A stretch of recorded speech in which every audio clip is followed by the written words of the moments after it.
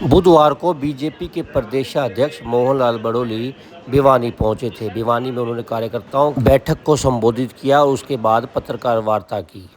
Press वार्ता में बड़ोली ने कहा कि आने वाले विधानसभा में कई नए चेहरे दिखाई देंगे। साथ ही उन्होंने एनएचएम कर्मचारियों का ज्ञापन भी लिया। भिवानी से दीपक मुटेजा की घोषणा हुई है और 14 फसलें हमें हरियाणा प्रदेश में पहले से ही पूरे भारत में हरियाणा पहले नंबर का प्रांत था जो 14 फसलें एमएसपी रेट पर खरीदने का काम हरियाणा सरकार करती थी। और आज 23 फसलें जो हरियाणा के किसान उगाने का काम करते हैं उन सभी फसलों को एमएसपी पर खरीदने का काम जो लोकप्रिय मुख्यमंत्री नायब सिंह सैनी जी ने इसकी शुरुआत की है उसके लिए मैं पार्टी की तरफ से बहुत बहुत धन्यवाद करता हूँ। और आज जींद में किसान संगठनों ने भी मुख्यमंत्री जी का बहुत भव्य स्वागत ट्रैक्टरों के साथ कुछ दूरी तक ट्रैक्टरों पर भी मुख्यमंत्री जी को लेकर चले।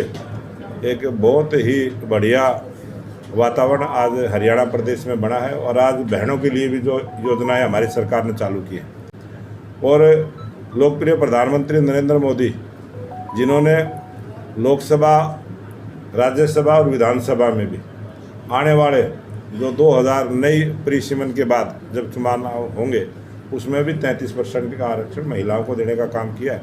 हमारी सरकार ने लगातार 2014 के बाद प्रत्येक वर्ग के लिए काम किया, चाहे महिला हो, चाहे किसान हो, चाहे युवा हो, चाहे गरीब हो, सबके लिए कोई ना कोई काम किया है।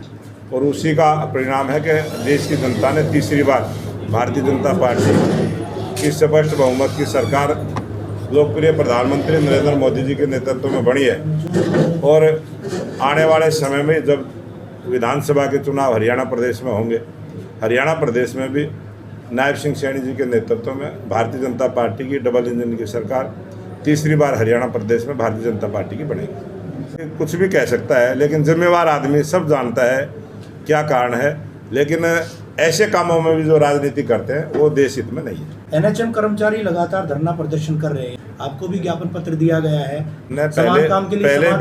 पहले भी कर्मचारियों के हित में बहुत सारे काम किए हैं और जिस प्रकार की पॉलिसी है जो सर्विस रूल में है जो उनको देना चाहिए सरकार ने वो हम देंगे। सर, चुनाव आ रहा है, क्या नए चेहरे दिखाई देंगे विधानसभा चुनाव में? हमेशा से जब जब भी चुनाव हुए हैं देश में कभी का भी रिकॉर्ड उठा के देख ले, नए चेहरे भी आते हैं, वो कुछ पुराने चेहरे चले जाते हैं।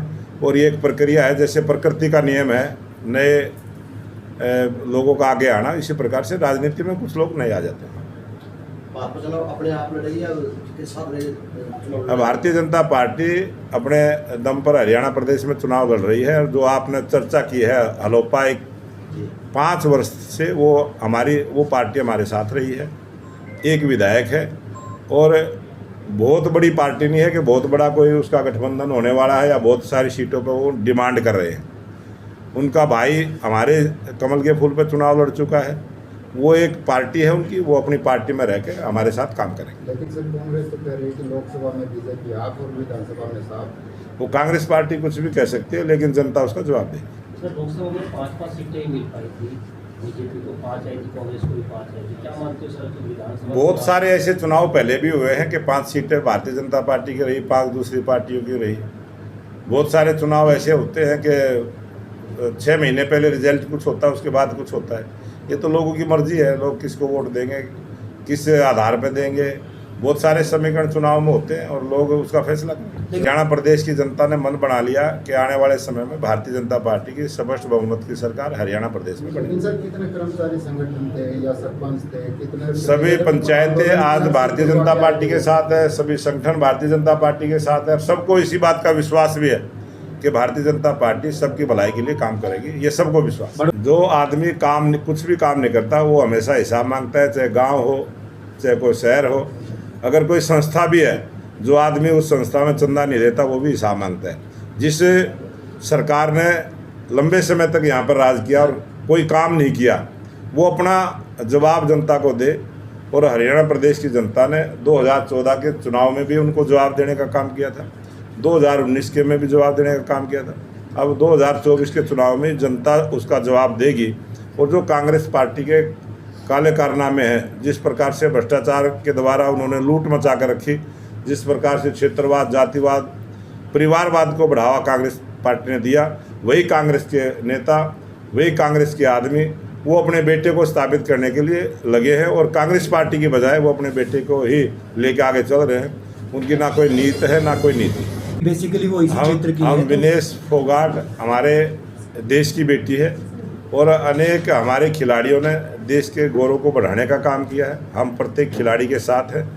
जो अंतर्राष्ट्रीय स्तर पर, राज्य स्तर पर जो भी खिलाड़ी है, हम उन सबका सम्मान करते हैं। और टेक्निकली रूप से जो ये हुआ है, हम पूरा देश आज विनेश फोगाट के साथ है, पूरी सरकार उनके साथ है, उनके साथ रहेगी और उनके सम्मान के लिए हम सब कुछ करेंगे।